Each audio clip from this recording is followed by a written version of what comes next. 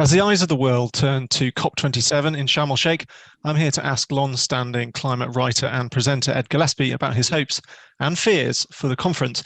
Ed, thanks so much for joining me. In your view, what progress, if any, have major Western nations made since COP26 last year? Oh, it's a good question. I think COPs always leave us reeling a little bit. We have this great debate about whether it was a good COP, a bad COP, and then everyone is desperate to pin a narrative on the outcomes, whether it's optimistic and hopeful or it's a whole bunch of blah, blah, blah. And usually there's everything in between those two sort of binary positions. I think most of us were a little bit concerned when the Wombles were the mascot for COP26, not least because Uncle Bulgaria wasn't exactly up for systemic change, which is what the challenge is really about. Yeah. I think the key thing that came out of COP26 was the Glasgow Climate Pact, where we were expecting everyone to revise and strengthen those national contributions, because clearly we were on a pathway to somewhere between 2.5 and 3 degrees. And that revealed this sort of 20 gigaton of climate action gap that we still have by the end of the decade, which is roughly about cutting our emissions by about 50% in the next 8 years. Now, countries are supposed to have gone back and revised those national contributions. Not many of them have. So we will see what is revealed in Sharm el-Sheikh. But some of the other good things, I guess, Australia's back from the climate outback. After the Morrison administration, we had the Teal Party, a very climate-focused kingmaker in the new government. We've got about 295 gigawatts of green generating capacity globally now, although the caveat to that is that most of that is still additional. It doesn't displace any fossil fuels out of the mix. So whilst we're growing renewables really fast, because our global energy appetite and demand continues to grow at the same time, we've got to not just do the good stuff, we've got to stop doing the bad stuff. Absolutely. If I get into my, Austin Powers, Dr. Evil moments, there's supposed to be this long vaunted goal of $100 billion, which is supposed to be going to the developing countries for their climate action. We still don't seem to be able to reach that. I think we're still $10 or $20 billion short of that. But, on the positive front, we should recognize the fact that we've got 80 countries and about 1,400 companies. 780 of which, are about a third of which, are from the 2,000 biggest publicly listed businesses in the world, who have now got net zero commitments, although they are by mid-century, and the devil is in the detail. And from my own work with people who work in internal audit in these large organizations, they're going, well, we're not quite sure how we're supposed to be measuring this and tracking the progress against these net zero targets, but at least the targets are there.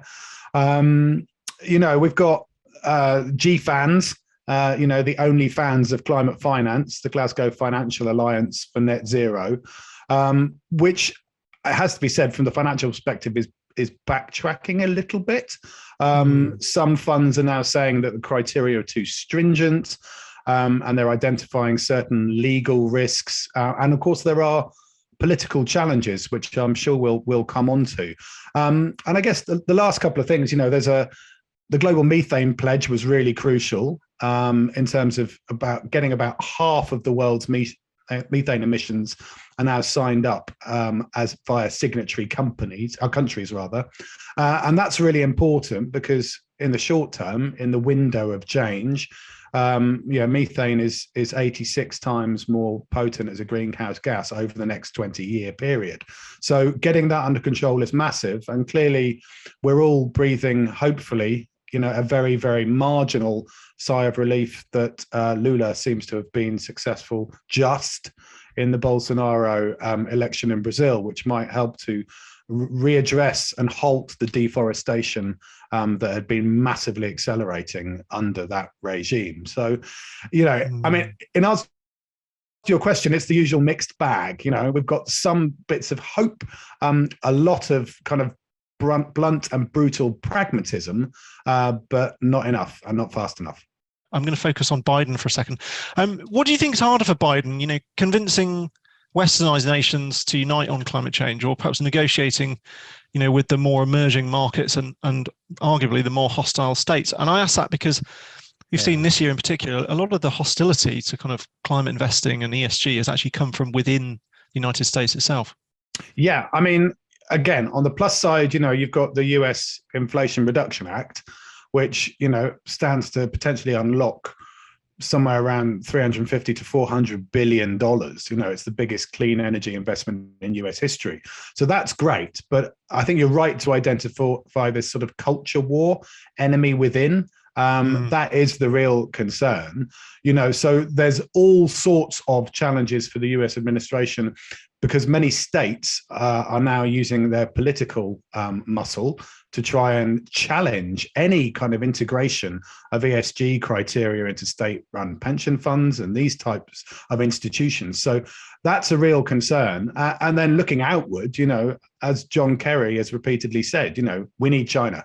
We can't do this alone. And that's obviously become much more difficult because of some of the issues rattling around in terms of geopolitics. I mean, ultimately, this is the end of the age of carbon. What we're trying to manage here is a shift from a finite commodity-based system, which is dependent on continuous material flows, which involves burning stuff at low efficiency with horrendous negative externalities and a declining energy return on investment, the sources of which, come from a limited number of countries that concentrate power and basically benefits oligarchs and authoritarian regimes. Now, that's what we're trying to move away from. What we're trying to move towards is this age of renewables, where we have a pretty much infinite technology-based system of ubiquitous abundance based on high efficiency electrons with a much lower impact on nature, a rising energy return on investment that distributes power and removes super profits. Now, that's the kind of battle which is unfolding here. And it doesn't take much imagination to realize that is only going to go away. The question is can we make it happen fast enough? Okay, that's really, really interesting. So on the UK then, we've heard, I think today, that there is a confirmed U-turn on the part of the Prime Minister, who will now attend COP27. But at one point it looked very much as though the King cared more about attending COP27 than the Prime Minister did. So could you just give me your assessment of where the UK is at? Yeah, well, I mean, it's always interesting when you get this kind of monarchical, political disconnect. I mean, Charles is obviously wanting to kind of position himself as the Green King. And I think it was very difficult with the previous administration, very short-lived administration, for him to sort of step into that space. I mean, I think Sunak has been somewhat bounced into going to COP. Yes, I don't think this was necessarily his active choice. I mean, and the late head of the UN, Kofi Annan, always said every politician knows what they need to do on climate. They just don't know how to get re-elected after they've done it. And I think what we're facing, certainly in the UK, is still this massive chronic failure of political leadership and creative imagination. It's like, it ain't going to be just a techno fix. The Committee on Climate Change here has already identified that about 60% of our emissions reductions depend on some kind of behavioral change or societal shift. And so there's this huge potential of what we could really do together. And as I said, with that age of carbon, age of renewables tension, we're in the middle of an energy technology cost revolution where, the prices of these renewables are plummeting.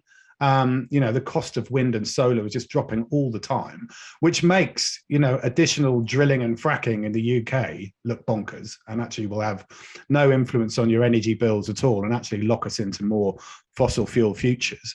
But what's really driving, I think, hopefully some of the pressure now is the legal case. The UK has a 78% reduction target in carbon emissions by 2035, but the plans don't match, that much vaunted and laudable ambition and aspiration. And, the law firm Client Earth has successfully challenged that strategy legally in the High Court and said, the government's strategy is basically unlawful. And actually, the government didn't even bother appealing that. They kind of accept the fact that the plans don't meet the aspiration. So, we've got this potential And I do really think that this is where, long-term stability and freedom begin to come from. I just want to hold my head in my hands like David Lammy did, on Question Time the other night when, Julie Hartley-Brewer said it's just weather.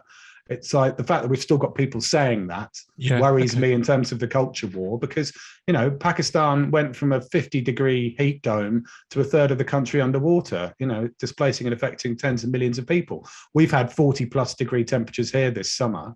We need to take these dinosaurs out of the discussion. So, Ed, apart from the obvious, march of time and the ever heightening pressure to get this stuff right, what makes COP27 different to COP26 in your view? Well, I mean, it's the geopolitics which has really shifted since COP26, unfortunately. I mean, we touched briefly on the tensions between the US and China in regard to Taiwan, but obviously Ukraine and Russia dominates all of this. And this Russia effect has had us, reopening and prolonging the life of coal plants. There's been a surge in gas deliveries. And it's a really mixed bag of responses. We're trying to reduce energy consumption and ramp up renewables, but also extending and expanding some of that fossil fuel infrastructure, particularly around liquid natural gas in the short term. And perversely, we're still subsidizing, fossil fuels more in 2021 than we did in 2020. This is before the geopolitics got messy. So I still feel that yesterday's finance is still failing to fund tomorrow's future. And that is the key thing that has to be focused on at COP27. A fantastic headline, a great summary. Thank you very much, Ed. For more on climate change and the climate crisis, check out morningstar.co.uk or indeed any of our editorial websites internationally. Until next time, I've been Ollie Smith for Morningstar.